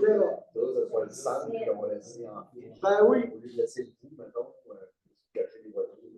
Oui. été construit en 1900. Oui. Il est rénové, puis c'est pièce sur pièce. Les pièces sur pièce ont été numérotées. C'est vrai. Il était numéroté anciennement. Sans numéroter. Parce que tu fais ça quand tu déménages. Ah oui, ben oui. La maison a été déménagée, puis quand il demandait à son père si Wow. non, et moi je suis certain, parce que toutes les pièces de C'est sûr. Moi j'ai parlé avec. Moi, j'ai rencontré personnellement Michel Martel. Parce qu'il y en a qui connaissent de pièce sur pièce. Pas le boucher, là, un spécialiste des maisons anciennes. Là, il est venu voir ma maison, tout ça. Puis lui, il fait ça, déménager des maisons, défaire des maisons, puis les déménager, puis les reconstruire ailleurs. Puis bien sûr, il numérote tout, là, logiquement, là, les planchers, les murs, les plafonds, etc. Anciennement, le été construit en plus bas. C'est ça. La salle, on est collé sur le Ben oui, c'est ça. Aujourd'hui, on ne les déménage plus, les maisons, hein? C'est les autres qui le disent. Alors, on a une photo ici de Nathalie Durand, la petite fille de Henri Durand du Sainte-Claude, qui a une photo là, des terres sur Sainte-Claude de sa famille. Mais là, ce que je veux vous montrer, c'est qu'il n'y avait pas le bout de Sainte-Geneviève, là, entre du viaduc là, qui rejoint Sainte-Claude, pas très loin de l'école Sainte-Claude, vous savez. Alors, eux autres, là, ces maisons-là, ces blocs-là, sont encore là. La maison des Durand, là, aujourd'hui, elle est ici. À peu près, elle a été déménagée, cette maison-là aussi. Mais ce qui est super intéressant, c'est qu'on voit les terres au sud de Sainte-Geneviève, passe peut-être ici, là, quelque part, le viaduc, et rejoint Sainte-Geneviève ici. On voit là, le chemin. Donc, on n'a pas beaucoup d'images de cette réalité-là. Moi, je ne l'ai pas connue, bien sûr. Là. Je suis beaucoup trop jeune. Puis on a aussi le bout de Sainte-Geneviève qui monte ici pour aller rejoindre Sainte-Claude. Ou le saut de la mort, c'est ça qui est le plus haut. Voilà.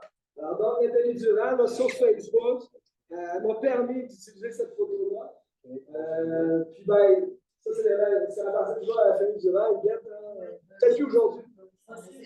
Mais ça avait été construit pour ça, pour la famille. Mais M. Durand. Une sur deux, je pense. Ah oui, c'est possible. Bon, moi, Henri Durand, M. Durand, je l'ai connu, il était commissaire d'école. Alors, il venait chez nous. Il allait chez vous? C'est lui qui a donné le terrain pour l'école. Donc, c'est la famille Durand, c'est cette famille-là qui a donné le terrain pour construire l'école Sainte-Claude, celle qu'on la connaît aujourd'hui. Oui, Thomas. Il y a un bâtiment comme l'école Henri Nord, il y a ça, un bâtiment qui est brûlé. Ça, c'est un bâtiment d'après moi qui est brûlé parce que aussi j'ai trouvé dans les parce que je ne l'ai pas ce soir, mais des nouvelles dans le journal Ancien du Québec qui mentionnaient que l'engrange avait brûlé.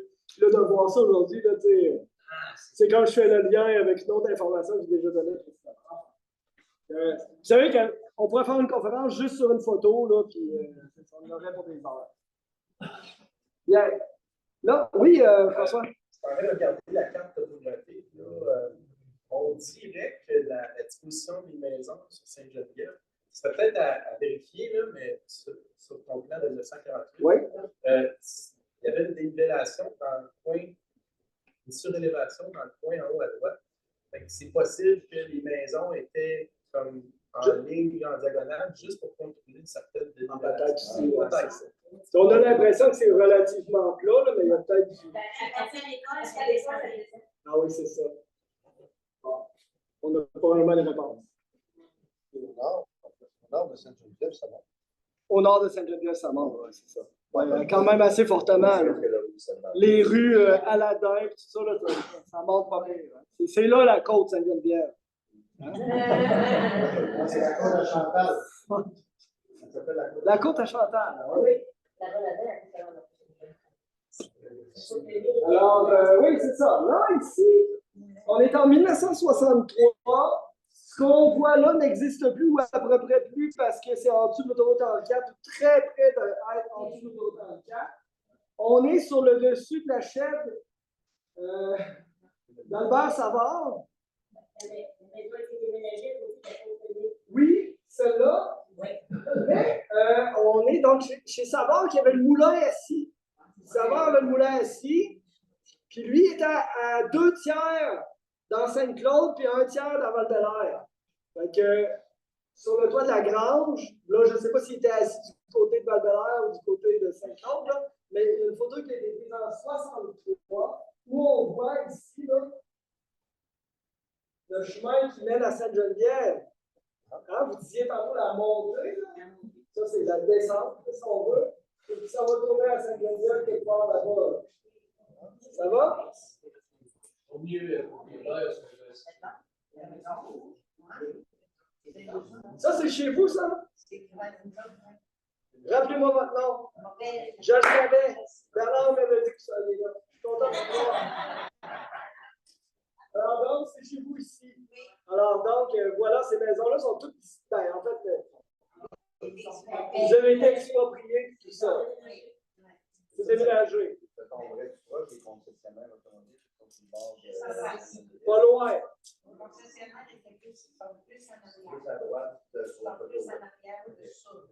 C'est ça.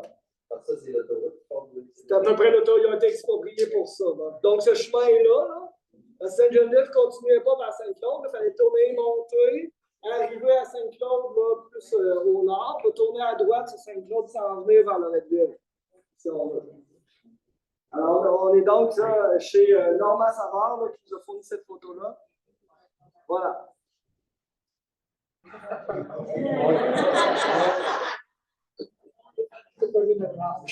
Société d'histoire, c'est ce soir que je réalise mon fantasme.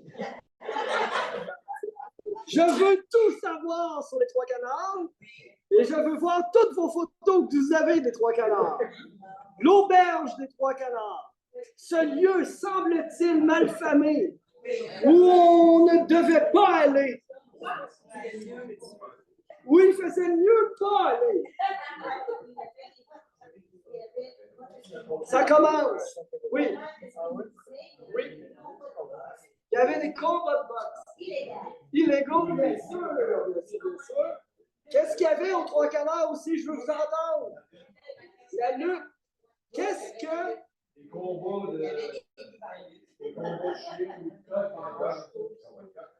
Est-ce que quelqu'un ici présent dans la salle qui est allé aux Trois Canards? Non? Ah. Vous êtes déjà allé aux Trois Canards? Vous alliez vendre les pommes? Oui. On avait commencé des framboises à mon temps. OK. L'ancienne trace de chemin de fer. Oui. On avait ramassé des framboises. Mais juste une fois, on avait été vendre des framboises. Puis y avait-tu bien du monde? Puis quel genre de monde qui était là? Puis je ne savais pas. C'était des militaires. L'autre bord de la rue. Ça avait l'air de quoi, la bâtisse? OK. Oui. Ben, en dessous de l'autoroute. C'est un groupe, c'est dans le En arrière, on le verrait. Quoi que ça a brûlé, là, peut-être juste avant. Juste avant. Quand ça a brûlé, on a tout vu le feu. Oui.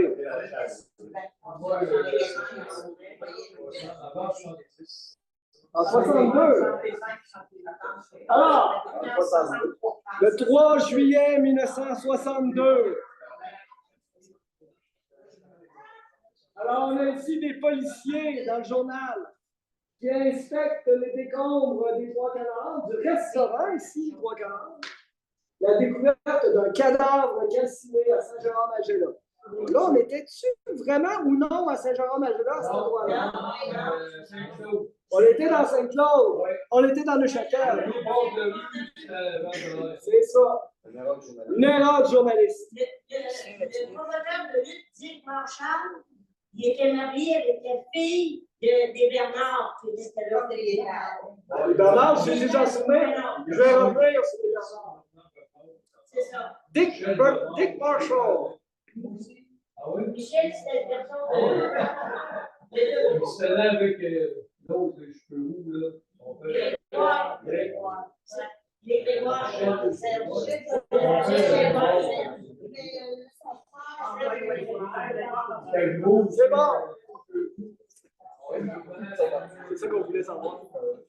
Alors, en 1962, l'édifice est incendié et on trouve un corps à l'intérieur dans les débris. Alors, on mentionne ici, le cadavre calciné et atrophié d'un inconnu a été découvert à Saint-Jean-en-Magella hier matin dans les débris du restaurant Les Trois Canards incendié au cours de la nuit précédente. La Sûreté provinciale croit à un incendie criminel et émet l'hypothèse que le feu a pu être provoqué pour cacher un meurtre. Le restaurant est situé dans le Grand Sainte-Geneviève, à moins d'un demi-mille de la route conduisant par le quartier. Il s'agissait d'une vaste construction divisée en 3 parties. Le bâtiment tout en bois a été rasé en quelques heures. Cet établissement était fermé depuis 1 an, ajoute la police provinciale à la suite d'une descente de ce même corps de policiers. Donc, réélu en 1961. M. Alfred Boivin de Saint-Jean-Magella en était le propriétaire jusqu'il y a quelques jours. M. Guy Duchesne, du 459 rue Santerre, Québec-Est, l'avait acquis jeudi dernier et devait ouvrir le restaurant sous peu. Véhicule suspect. Un véhicule suspect a été aperçu près du restaurant quelques minutes avant que l'incendie n'éclate. C'est pas vous autres qui avez appelé la police? Non, un voisin, M. Alain Gravel. Ah oui, c'est ça, je savais que vous le connaissiez. C'est ça. Aurait vu 2 hommes sans plus avec spiritueux. Peu après que la fumée s'est dégagée du restaurant et une petite explosion s'est fait entendre. L'incendie propageait rapidement à l'intérieur de la construction. À l'arrivée des pompiers dans les 2 vers 4 heures hier matin, le restaurant n'était plus qu'un brasier ardent. Je pense qu'il n'y a pas juste pendant le feu que c'est un brasier ardent. Les pompiers de Saint-Jean-en-Magella sont aussi accourus. L'eau d'un ruisseau coulant près du sinistre a servi à alimenter le camion d'incendie. Ça, c'est peut-être le ruisseau où ils ont trouvé la mort. Le corps carbonisé de l'homme 3 tonnes a été découvert par les pompiers qui fouillaient dans les ruines pour éteindre tout feu d'incendie. Il se trouvait dans le sous-sol non loin de la fournaise et d'un immense réservoir à l'île. Le docteur Raymond de Courville, c'est pas son nom, c'est la place, là, Courville, coroner du district, s'est rendu sur les lieux hier midi. Il a fait transporter le dépôt immortel à la morgue provinciale dans le fourgon ouvert à Boisson. Le coroner dit que le corps a pu être atrophié par l'incendie. Moi, c'est une anecdote. Monsieur Savard, allez-y. Moi, j'avais 12 ans. Je ne me souviens plus avec qui, mais j'étais allé et tout. Et puis, c'est mon père ou mon frère, mais ce que je me souviens, à 12 ans, c'est sûr que j'ai vu. Moi, j'ai vu comme un pompier qui sortait un corps. C'était comme. Puis, il ne avait pas tout le reste des jambes. C'était pas juste un tronc avec des bouts de bois et des jambes. Et bon, ouais. Ça marche. Ah oui, on s'en souvient. Ben oui, on le sait. Ben oui. Alors, dans les archives nationales du Québec, il y a des rapports du coroner qui sont accessibles. Je n'ai pas fait venir le rapport de cette enquête-là, mais il y a une fiche explicative qui dit que le nom du décédé, c'était Robert Louis-Philippe. Il avait 31 ans, le mort, là, il était le fils de Louis-Philippe Robitaille. La date de l'enquête a lieu le 24 septembre 1963. Le verdict du coroner, c'est mort accidentelle par asphyxie et carbonisation partielle du corps. Décès survenu lors de l'incendie de l'hôtel appelé Auberge des Trois Canards à Saint-Jean-en-Magella. Puis ben là, on explique la cote du document, puis tout ça. Puis comme ça a eu lieu avant 1967, on pourrait faire venir les documents, le lire, puis pas avoir beaucoup de plaisir à lire ça. Oui, Thomas? Si je lis bien, il ne serait pas fait assassiner. Si on lit bien, l'enquête du coroner, il n'est pas mort assassiné. Le feu s'est mis intentionnellement, on ne sait pas. Mais... C'est pas clair. Il dit mort accidentelle. Il y a probablement des éléments dans l'enquête qui nous disent que c'est une mort accidentelle. On ne le sait pas. Il faudrait le lire, là, mais ça ne me tente pas trop, là, le corps carbonisé. Oui, pardon? L'article de journaux qui oui.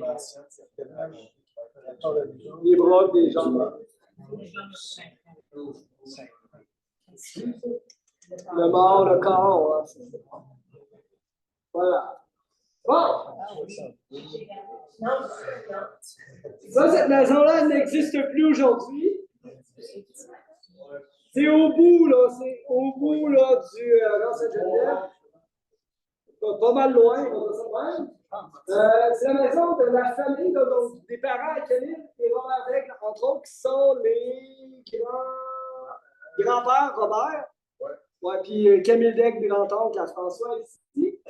Camille Daigle, il y en a plusieurs qui l'ont connu à Loretteville parce qu'il a été inspecteur pour la ville de Loretteville. Entre autres, Camille Daigle, là, il y a joué plusieurs qui disent oui. Il est décédé très âgé aussi, pas loin de 100 ans, 90 et plus. Donc, cette maison-là n'existe plus, mais on a le bonheur d'avoir, j'ai pris ta photo, un témoignage vidéo de Robert Daigle, ton grand-père François, qui, comment? Les deux ont témoigné. Oui, Robert et Camille ont témoigné, mais là, ici, on a Robert, près de la maison, qui témoigne, puis on a aussi un document écrit, des souvenirs de Robert, entre autres, là, frère de Camille, qui dit, c'est super intéressant, puis François, n'hésite pas, là, c'est des plus à nous dire par la suite. Alors, il dit, lorsque la guerre s'est déclarée, mon père avait une peur énorme que son fils aille dans l'armée. Camille avait 20 ans, en plein dans le mille, donc il a décidé de vendre sa maison et d'acheter une fermette afin qu'il passe au fils de cultivateur qui était exempt de l'armée. Dans le stratégie. Dans le contexte de la conscription, on se comprend bien tout le monde, là? Alors, on a visité des terres dans le village, ça a visité un peu partout. La première bicyclette, je l'ai payé 15$, si c'est un bleu ou de force, du temps, et là, on est en salle. J'étais fier, j'ai dérangé un peu partout, je suis allé à Saint-Anne-de-Beaupré. Bon. Je veux dire que mon père a trouvé la fermette qu'il cherchait dans la Sainte-Geneviève à Loretteville. Bon, ça, c'est intéressant de voir ça. Dans la Sainte-Geneviève, à Loretteville. Saint-Claude, à Loretteville. C'était pas dans Loretteville. C'était dans Neuchâtel. Mais le même territoire, on est toujours mêlés là, ici. Là. À ça, on appelle ça la Haute-Saint-Charles. Puis on est tous mêlés, OK? Fait que le monde se démêlait en disant, ben, on va donner le nom du village où il y a le collège, le couvent, l'église, etc. On va dire ça de même. Sainte-Geneviève dans Loretteville, même si ce n'était pas dans Loretteville. Vous voyez qu'on utilise ce nom-là. Mais l'adresse Ouais. C'est ça, parce qu'avant que Loretteville devienne Loretteville en 1913, Loretteville a porté le nom de village de Saint-Ambroise-de-Lorette de 1904 à 1913, parce que le village, le trou de beigne, c'est sorti du reste du beigne. Le reste du beigne a continué à s'appeler Saint-Ambroise-de-la-Jeune-Lorette, jusqu'à temps que chacune des parties deviennent des villes indépendantes. Ben, c'est ça, le Charles-Auguste Savard, c'est chez mon père. C'est votre parrain. On disait, monsieur. Oui, vas-y. On disait, ils disent Loretteville parce que notre adresse postale, c'était route rurale numéro 3, Loretteville. Vous releviez du bureau de poste de Loretteville. C'est ça. Bon, mon père était content d'entendre ça parce qu'il était facteur. Il parlait en code postal et en adresse. C'est ça. Alors, oui, ça, je continue. Un lot de 40 arpents, 2 de large par 20 de long sur un côté du rang et un arpent par 10 du côté sud du rang. Donc, il y avait les deux côtés du chemin. Les 10 arpents du côté sud étaient en sol arabe et sur le côté nord, la moitié était en forêt, soit 20 arabes et 20 en forêt. La forêt était quelque chose d'exceptionnel avec du pain jaune, épinette, le résidu érable sève. Le sol du côté sud était une belle terre à foin et le côté nord était plutôt aride. Donc, on est vraiment là, entre les deux zones géologiques, là, les basses terres du Saint-Laurent et le bouclier canadien. Entre les deux. Comment? C'est la fête de la même oui, c'est ça. Là, après ça, c'est le roc, là, puis il n'y a rien à cultiver là, presque. Donc, le sol du côté sud est une belle terre à foin et le nord plutôt aride. Une belle grange avec écurie flyée. 2 grandes portes, la maison laissait plutôt à désirer. C'est pour cela qu'un soir, avant d'aménager, j'ai couché dans l'auto avec mon père parce qu'il avait désinfecté la maison avec quelque chose de très fort. C'est la raison d'avoir dormi dans l'auto. Un témoignage exceptionnel, c'est ça, merveilleux. Quelque chose de très fort. Je me souviens que nous avions vendu la propriété des saules 2000 $ à M. Bardou, un marchand de fruits de Québec, et avions acheté notre ferme de M. Euséar Daigle pour 2000 $. Donc, il y avait un lien de parenté aussi, là, hein? C'est ça qu'on a dit, dans la famille.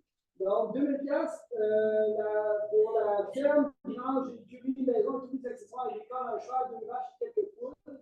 Pour nous tous, à 15 ans, c'était un vrai changement total. Papa travaillait à l'Arsenal de Valcartier dans le Bouscabois. Rachel enseignait à l'école du Saint-Claude. Rachel Daigle. Ceux qui l'ont connue. Oui, oui. Léopold Boutet. Était marié avec un Boutet. Léopold. Léopold Boutet. Péter les travaillait pour péter les galets. Ah, ben c'est. Hein? Je vous l'avais dit qu'on rencontrerait plein de monde qu'on connaît à soir. On continue. Alors, donc, à l'école du Saint-Claude, et Gemma enseignait à l'école du Saint-Claude. Ça, c'est ma tante. Ça, c'est votre tante aussi. Donc, les deux. Oui. Parce que Georgette, non, Gemma, oui. était mariée avec la sœur de ma mère. Puis Marcel, c'est deux, la sœur de mon père. Oui.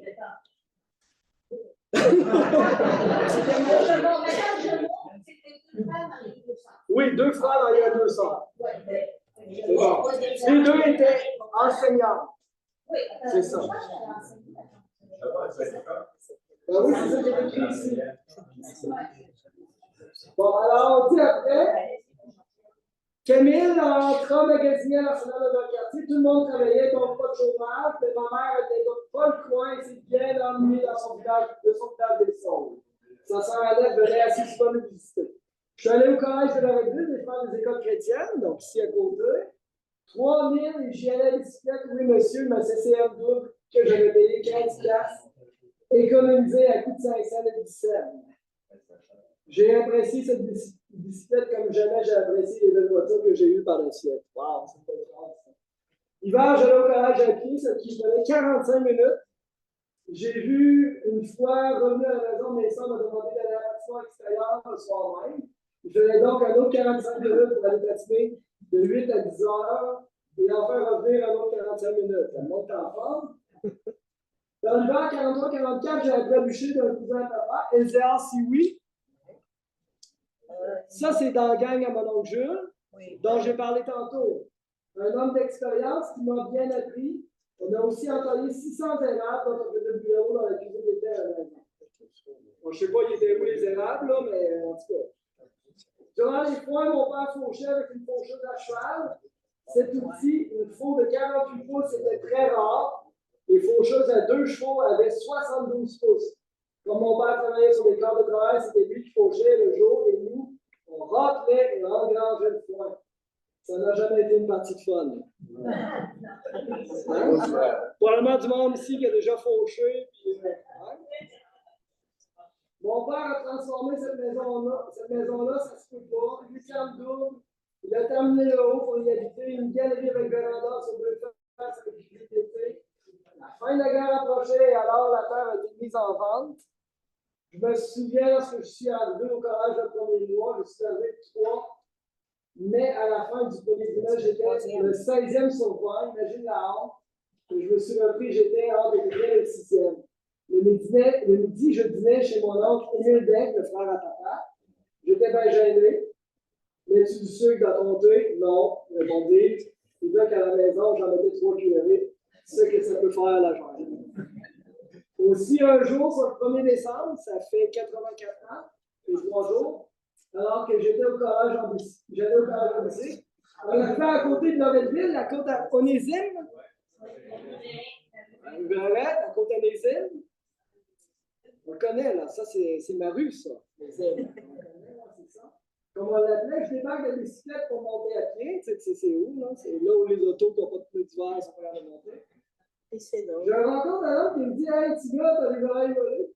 Donc, je me touche l'oreille. Oh, elle est comme une tôle. Alors, j'embarque sur la bicyclette, il me reste 3 quarts de mille, et là, je pétais la bicyclette en face du garage, je renvoie la dame qui me donne une grande tasse d'eau. plein d'eau froide, une serviette en me disant bon, je trouvais doucement les oreilles pour le déjeuner. J'avais les oreilles comme des papillons et jamais j'ai pu aller les oreilles alors pendant les grands froids. Ça doit être pour cela que j'ai tant aimé la Floride. Oui. Oui. C'est vrai. Donc, les deux jumelles qu'on va voir sur la photo dans quelques instants. Oui, c'est ça. J'y viens. Donc, il était marié avec elle. Ah oui, il y a une deuxième noce. Madame Berry. Berry. Oui, je comprends. Émile est resté au point de Point Blondeau, Brousseau. Émile Deck. 1 rue Brousseau. Voilà. C'est vrai? Bon. Bon. Je m'en doutais quand vous parliez tantôt. Ben oui. En maison de Frédéric Dion. Tout numéroté. Sont-ils numérotés gravés? C'est gravé en diagonale. La ligne en diagonale, c'est 1, 2, 3, 4. OK, 5 lignes diagonales. OK, je comprends. Wow. Alors, voici une très belle maison. Ici, ben, j'ai la famille de Frédéric. C'est pas la maison, hein? Je n'étais pas sûr. Je l'ai mis pareil, mais c'est la famille, fait que j'ai mis la photo. C'est ni la famille chez nous. Oui, c'est Frédéric Dion. Donc, oui, mais c'est pas chez nous. Non, c'est Frédéric Dion. C'est ça. Frédéric Dion. Oui, puis en arrière, c'est juste les deux jumelles. Je ne sais pas laquelle, c'est ma grand-mère. Une de ces deux-là. Une de ces deux-là. Ça, on ne le sait pas, je pense, exactement c'est laquelle. La mère, la grand-mère, c'est une Marcel. La troisième, c'est marqué. Il y a Delphine quelque part là, qui est là-dedans aussi. Oui, c'est à droite. Dernier Dernier à à droite. droite. Joseph Coleman. Puis c'est Joseph. Oui, c'est notre grand-mère. C'est votre grand-père. On a commencé Frédéric dans le milieu, en bas. Oui. Après ça, c'est la maison était à Joseph. Oui. Après ça, c'est à mon père. Oui. Là, c'est moi. Là, c'est vous, là. Ouais. Ouais. C'est ça. 4e génération. Wow, vous pouvez être fiers de ça? Oui, Francine? Les personnages sont identifiés dans le livre. Oui, c'est ça, dans le livre. Une erreur de nom. Il y a une erreur, on a inversé 2 noms, on a fait un erratum pour se corriger, mais cette photo-là, elle est quand même dans le livre. Donc, vous nous confirmez que ce n'est pas la maison. Et Camille Boulay, mon cousin, Oui, on il m'a connaît. dit que mon grand-père Dion, il est déménagé dans Sainte-Geneviève quand il avait 11 ans, mais il restait sur la rue Racine. Je pense que je le sais quelle maison. C'est la maison à côté de où il y a la nouvelle garderie. Oui, c'était dans ce coin-là qu'il restait. Oui, blanche. Et blanche. Alors donc, c'est la famille qui a vécu dans votre maison. On n'est pas certain que cette maison-là, c'est la vôtre. Ça se pourrait. Ça pouvait, Mais- Honnêtement, c'est ça. Oui, mais les portes, les fenêtres, c'est pas ça. Les fêtes, c'est ça.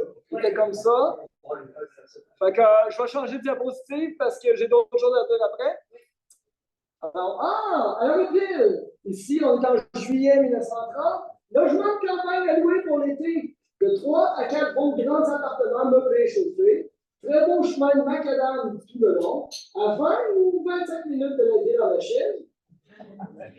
Garage, prix 20 $ par mois. Et tout offre raisonnable ne sera pas refusé. S'adressait à Joseph Dion, grâce à Geneviève Loretteville. Alors, Frédéric, il meurt en janvier 1930. Joseph devient propriétaire et pour l'été, Pas 1900, il a acheté l'affaire en 1918. Frédéric, Joseph. ah ben, il était peut-être propriétaire depuis 1918, ouais, c'est ça. Mais son père, il meurt en janvier 30. Ça, je l'ai vu tantôt. Puis, il loue la maison. Vous savez, Le temps d'aller habiter dedans. pendant l'été, là, pour la villégiature. C'est ça. C'est un Airbnb. C'est un Airbnb. Alors, oui, ben, ça vient de nous autres, je pense. Là. Alors, la voie photo aérienne. Puis là, ben, tu sais, on remarque là, sur cette photo-là, c'est la seule sur laquelle on va voir ça, sauf aujourd'hui, bien sûr. Là. Il y a les quatre fenêtres. Oui. Alors que sur des photos qu'on va voir après, les quatre fenêtres ont disparu. Ils sont réapparus aujourd'hui. Ils sont venus aujourd'hui. Ils sont venus, oui, c'est ça. Mais sur celle-là, ce qui me laisse penser sur un indice que la photo de la famille aurait peut-être été prise. Mais tu sais, on ne le sait pas. On ne le saura pas. J'ai essayé de le savoir aujourd'hui, mais les gens qui auraient pu me répondre sont ici ce soir, il n'y a personne qui pouvait me le dire. On n'est pas sûr, on ne le sait pas. Que voulez-vous? Il faut être humble, hein, des fois. Donc, on la voit en 2004. Donc, vous voyez, il y avait comme des bay windows plutôt que les vieilles fenêtres en façade. Là. Donc, on la voit aussi. Avez-vous quelque chose à nous dire par rapport à cette photo-là? En 2014? C'est là que j'ai démoli tout l'intérieur et l'extérieur. Puis, on trouvait pièce sur pièce. J'ai trouvé pièce sur pièce. C'est là que j'ai vu que les fenêtres étaient comme ça d'origine. Moi, je les ai remis à la même place d'origine. C'est encore la trace dans pièce sur pièce. C'est là que le revêtement extérieur aussi, qu'on voit que sur la vieille photo, c'est le même revêtement qui était oui. Oui, c'est ça. Voilà. Vous avez refait les lucarnes aussi, tout ça. J'ai tout en Bravo, hein, c'est bien. À la même place. À la même place. Il y aura encore la trace. Ouais. Super. On est ici dans les lauréats des Bravo. C'est bien réussi. Oui. Ça a l'air paisible d'habiter là. Quand je passe en voiture, j'ai souvent le goût d'arrêter. À ce temps, ben, je vais le faire. C'est un Airbnb, ben, à 100 mois. C'est rare que les plafonds sont à 9 pieds en gros. 9 pieds. Ouais, c'est rare. Ils sont à caisson ou. Là, ils sont à caisson. OK. Mais il était. Il était pas d'origine, je ne sais pas. OK. Là, ils sont à caisson. C'est bon. Intéressant. 9 pieds. Même chose que celle-là. Des bisons.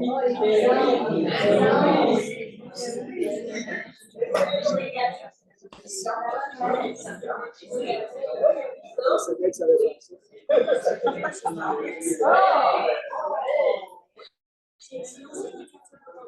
Là, oui, les concessionnaires auto, là. Le soleil, lundi 7 janvier 1974. Alors, les 10 bisons de Ville-Belair ont fait le cercle à notre approche. C'est représente peut-être une vraie fortune sur Pâques. Alors, c'est une aventure qui a débuté en 1969. C'est votre frère? Ah oui? Wow! C'est le terrain et les bisons appartenaient à Marcel Légaré. Que vous connaissez peut-être un peu, là. C'est Légaré, il était. La cour à scrap. Ouais. Exact. Alors, donc, on a ici Jumbo. Vous voyez? Jumbo, un jeune bison âgé de 4 ans, pèse déjà plus de 2000 livres. Quand même. Photo puis la poussette. Bon. Là, je t'ai mis ici un extrait d'un plan épouvantable qui a été fait par le ministère du Transport dans le but de prendre une trace de tout ce qui allait être exproprié pour passer l'autoroute Henri IV. Bon, là, pour ne pas trop vous mêler, le nord est vers la gauche, le sud est vers la droite, l'est et l'ouest. On a en fait les numéros de l'eau, les propriétaires et toutes les infrastructures qu'on retrouve sur le terrain où va passer l'autoroute Henri IV. Alors, là, on ne voit pas très bien, là, mais on a l'ensemble du plan qu'on peut consulter dans notre ordinateur ici. Mais il y a ici, en fait, des étangs. On a le nom de Bernard ici. Dominique Bernard. Vous en avez parlé tout à l'heure.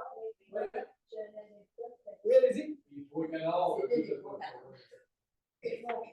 j'avais peut-être 10 ans, mon frère a trouvé une personne décédée Ah oui.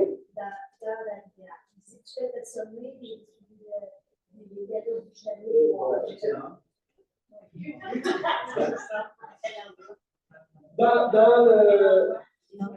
Dans le ruisseau, là, l'étang. Mon frère, il allait à la pêche. OK. Donc, c'est le ruisseau Gaulois. Si tu as cet étang-là, c'est autre chose que le ruisseau Gaulois ou quoi? C'est avant, c'était à Saint-Gilbert. Oui. Il y avait un petit ruisseau. Oui. Le petit ruisseau s'en venait comme ça, puis il venait passer. Je me suis détournée. Il allait sur l'autre pont de Tournai. Oui, oui. Puis, nous autres, on l'a toujours appelé la rivière à Bernard. La rivière à Bernard. Puis, mon frère, il allait à la pêche, là. Et là, là. Ouais, mes cousins, ils pensent que les personnes qui étaient avant. Si tu fais ta sommeil, puis il allait chercher des cigarettes du bas Saint-Claude. Dans le fait, il y avait un petit dépanneur, là. Puis, je me souviens plus, c'était comment c'est parti. Oui, je suis parti. Puis, il avait cherché des cigarettes quand il est venu. Puis, apparemment, tu le malaise, on l'a jamais su. L'autoroute, c'est quoi là? Ben, l'autoroute, là, c'est dur parce que le blanc, il est comme c'est un petit morceau du blanc, là, mais je pense que c'est ça ici. C'est noir. Oui. Vous voyez ici, hein, on est dans l'eau 270. Le 270, c'est dans le 40 arpents. On a un chemin ici, là, Sainte-Geneviève. Là, ça tournait pour monter. Hein. Vous voyez, c'est écrit ici, là, Sainte-Geneviève. Puis, ben, c'est ça, là. Le nom des propriétaires, partout. Fait qu'on voit le carré en haut, c'est pendant la sortie d'autoroute. Ouais, quand il y a des courbes, là, ici, même. Même si tu descends un peu plus à gauche, c'est écrit 270, tu descends à gauche, ouais, va à gauche. Regarde un bloc qui monte vers en haut. Comme si elle allait chercher le.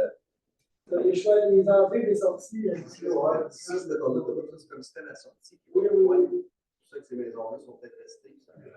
C'est ça. En tout cas, c'est un énorme blanc, là. Il est très très lourd, il prend beaucoup de place, mais il est fascinant à regarder. On l'a en entier ici, là, au local, là, pas en papier, là, mais en virtuel. Là. Puis on peut aller voir l'état de la situation à la veille du passage de l'autoroute. Dans quelles années tu avais été construit? 67, c'est ça. Oui, j'avais 10 ans, j'en ai 72 ans. Il est ouvert aux alentours de 76. Oui, c'est ça. Moi, je me souviens quand j'étais petit, là. Moi, je suis né en 73, puis je me souviens quand Henri IV arrêtait à Sainte-Geneviève. Ça continuait pas, là. On sortait là. La chose qui est arrivée, c'est que nous autres, on allait à l'école Saint-Claude de notre côté, puis de l'autre côté, il allait à Val-de-Lac. Oui. Et quand ils ont fait Henri IV, juste chez nous, jusqu'à Sainte-Geneviève, ils nous ont envoyés à Val-de-Lac. Là, vous êtes à Val-de-Lac. Ils nous ont envoyé ça. Non, je comprends. Parce que là, ben, tu sais, ils ont dû faire le viaduc, tout ça, le bout de terrain, là. 75, oui. Les temps à Bernard, c'est-tu ce que je pense, il était damé, alors ça fait un étang plus gros. Je sais pas. Ça se pourrait. C'est à côté de chez vous, ça. Moi, je vais Il fait depuis un petit lac artificiel, mais le pauvre fait que. Ouais. C'est là que j'ai vu ça, puis ça. Oui, parce que la dame, Ben, si je comprends bien, aussi les trois canards, là, c'est pas loin d'ici, là. Ces bâtiments-là, on a le chemin ici, là, chez vous, madame, tantôt, là, on vous a montré ici, là. Donc, c'est tout ce territoire-là est disparu en dessous de l'autoroute aujourd'hui. Les bisons étaient sur le terrain Marcel-Légaré. Dans la montée de Pionze, là, en bas du concessionnaire auto. Voilà. Est-ce qu'on a une date? Du plan, ouais, mais là, je ne l'ai pas, là, mais oui, on en a une dessus.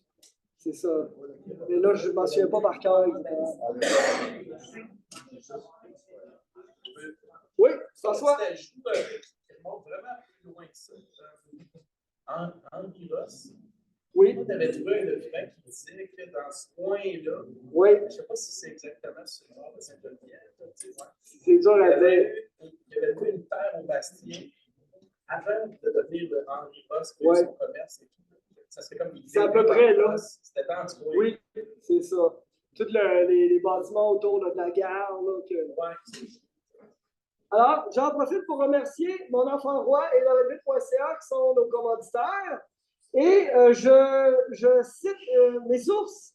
Alors, j'ai été inspiré, parfois sans qu'il ou elle le sache, par des informations de Bernard Poirier, de Lucie Boutet, merci beaucoup, de Francine Dion, vous ne le saviez pas, mais vous me parliez à travers Bernard. Bernard. Oui, je sais. Et de François Daigle, merci beaucoup. La photo de Nathalie Durand, petite fille d'Henri Durand. Photo de Normand Savard, donc elle est Poulin assis.